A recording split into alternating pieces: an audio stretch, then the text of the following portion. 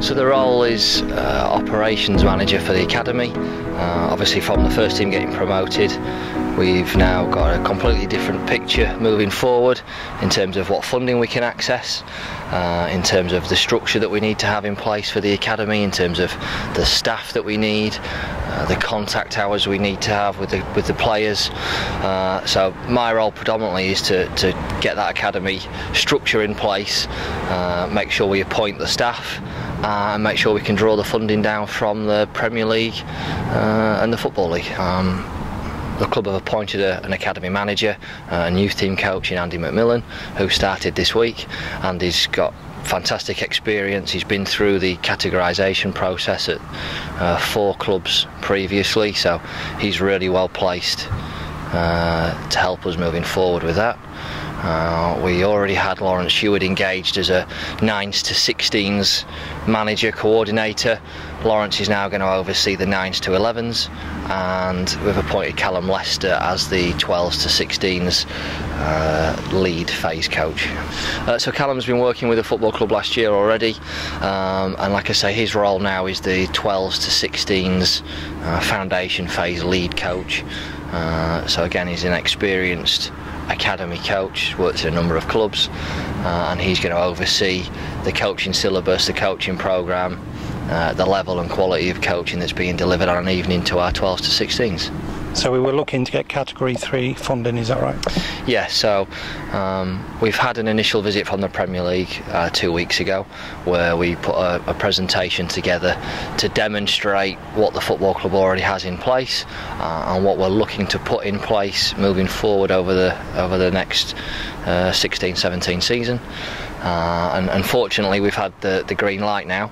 Following that presentation, the Premier League have committed to fund our scheme to the standard of Category 3. Obviously, we now need to deliver on, if you like, the promises that we made in those meetings by employing the rest of the staff that are required, by making some adjustments to our facilities. For example, the board of directors have committed a substantial amount of money to improve the changing rooms at Wintringham. That's been an issue for some time, having appropriate changing rooms and the quality of the pitch, the playing surface there. So the club have already made a substantial commitment in investing in those changing rooms.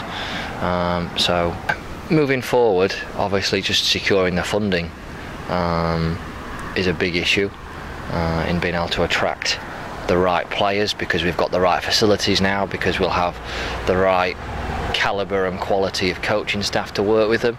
Fundamentally, it's registrations. We can now register our players again, and while the club have seen a number of players move on over the last few years to other clubs and had small amounts of compensation, we would be protected now by the new Football League and Premier League compensation formula.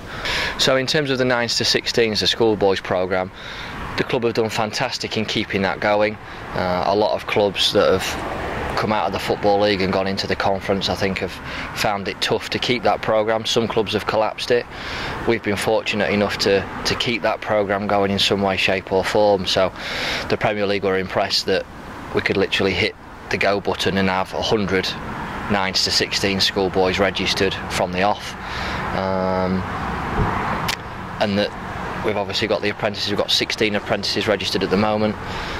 We've got space for a couple more, which I'm sure Andy McMillan will be looking at over the coming weeks to fill those spaces and take us to a full squad of 18. My name's Andy McMillan. Been in academy football for the last 12-13 years at various clubs. This is my 6th club. Doing various roles, from coaching to head of coaching to head of youth to academy manager to general, do everything, if you know what I mean.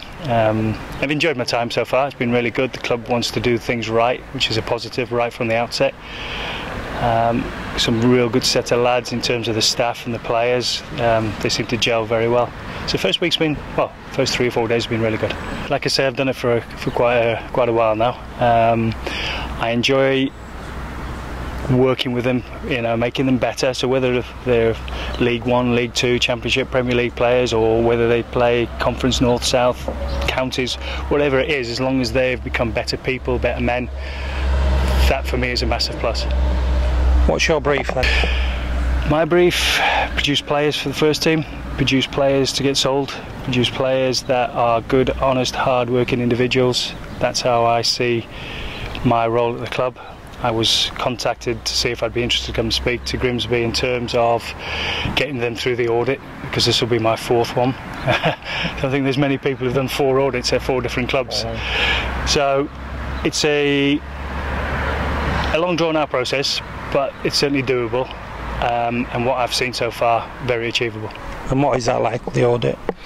It's a very, very comprehensive document ranging from our under 8s to our under 18s in terms of how we play. So basically you're telling the Football League and the Premier League, this is how you play, this is how you're going to do it, this is how you're going to achieve your results.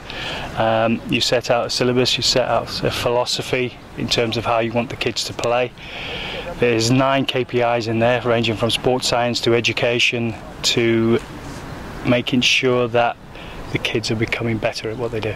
How often do they come and check on you and assess what you're doing? Once the date's agreed, it's a 4-day inspection. So about 2-3 months before that, you press this magic button on this audit tool. It gets sent away to the Premier League. They inspect it with a fine-tooth comb. They come in for 4 days and go through everything that you've got, from your files to your players. They interview your staff, they interview your part-time staff, they interview parents, they interview supporters, they interview players from each age group. But basically the main thing is not to blag your way through it. So my instruction to any coaches will be, this is what we do, this is how we're going to do it. Don't blag to the auditors, because they will find you out. But to me, I think it works. I like the concept, because you are doing the best for the kids at the end of the day. You said about bringing young players on, and maybe in the future that's somebody that you might be able to sell. That's something that you couldn't do when was in the conference, isn't it? It's very difficult when you're in the conference. So nowadays it's you get 2 years protection if you drop out the Football League, whereas before it was a straight cut.